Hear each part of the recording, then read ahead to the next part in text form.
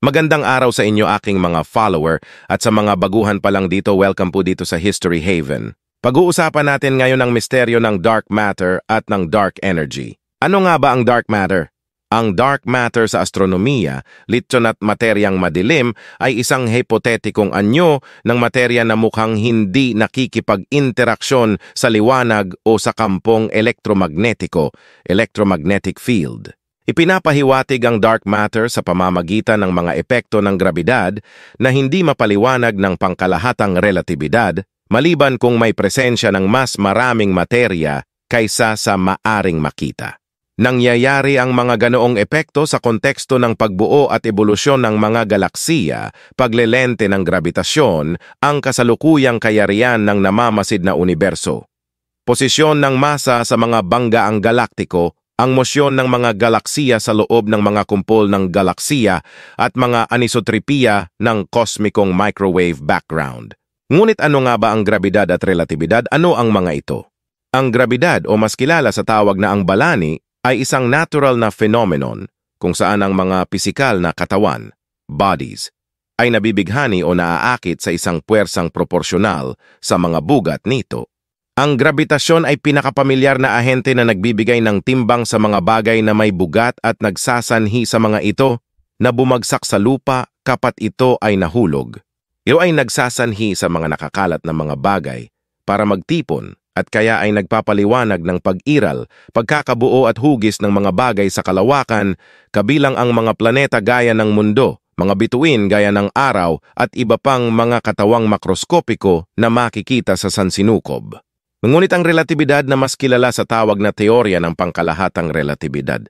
Sa Ingles ay General Theory of Relativity o General Relativity ay ang geometrikong teorya ng grabitasyon na inilathala ni Albert Einstein noong 1916. Ang teoryang ito as inilalarawan ng mga ekwasyong field ni Einstein, ito ang teorya na sa kasalukuyang panahon, 2011, ay tinatanggap ng nakakarami sa pamayanang siyentipiko o scientific community na tamang paliwanag ng grabidad dahil ang mga prediksyon ng teoryang ito ay nakumpirma ng lahat ng mga obserbasyon at eksperimento na ginawa ng mga siyentista o siyentipiko. Bukod dito, ang teoryang ito ang basehan ng kasalukuyang kosmolohikal na model ng paglawig ng universo na mas kilala sa tawag na Big Bang. Isa rin sa prediksyon ng teoryang ito ang pag-iral ng mga itim na mga butas, black holes, o mga rehiyon sa espasyo-panahon na bumaluktot na wala kahit liwanag ay maaring makatakas dito. Sa pamantayang modelong lambda CDM ng kosmolohiya, ang nilalamang masa enerhiya ng universo ay 5% ordinaryong materya, 26.8% dark matter, at 68.2% dark energy, isang anyo ng enerhiya. Kaya, binubuo ang dark matter ng 85% ng kabuuang masa, habang binubuo ang dark energy at dark matter ng 95% ng kabuuang nilalaman ng masa enerhiya. Hindi kilala ang dark matter na nakikipag-interaksyon sa ordinaryong materyang baryoniko at radyasyon maliban sa pamamagitan ng grabidad na mahirap na makita sa laboratorio. Ang laganap na paliwanag ay na ang dark matter ay isang hindi pa nadidiskubreng partikulang subatomiko tulad ng mga weakly interacting massive particle, WIMPs, o mahinang nakikipag-interaksyong malaking partikula o mga aksyon.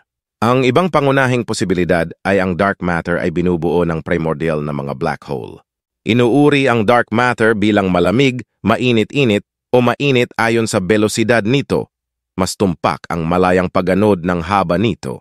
Pinabura ng kamakailang mga modelo ang isang senaryong malamig na dark matter kung saan lumalabas ang mga estruktura sa pamamagitan ng unti-unting pagkaipon ng mga partikula, subalit pagkatapos ng kalahating taon ng walang bungang paghahanap ng partikulang dark matter, ang mas kamakailang mga obserbasyon ng along grabitasyon at ng teleskopyong pangkalawakang James Webb ay lubhang pinagtibay ang kaso para sa primordial at mga direktang collapse black hole. Bagaman pangkalahatang tinatanggap ng pamayanang astropisika ang pagkakaroon ng dark matter, isang minorya ng mga astropisiko na intriga sa mga espesipikong obserbasyon na hindi na ipaliwanag ng mabuti ng ordinaryong dark matter ay nangatuwiran para sa iba't ibang pagbabago ng pamantayan sa mga batas ng pangkalahatang relatibidad. Kabilang dito ang binagong dinamikong Newtoniano, grabidad na tensor vektorial eskalar o grabidad na entropiko. Sa ngayon, wala sa mga pinanukulang teoriyang binagong grabidad ang matagumpay na naisasalarawan ang bawat piraso ng namamasid na patunay at kasabay nito, pinapanukula na kahit kailangang baguhin ang grabidad, may ilang anyo ng dark matter ang kinakailangan pa rin. At yan po ang dark matter. Sa susunod na video ay tatalakayin naman natin ang dark energy. Maraming salamat po.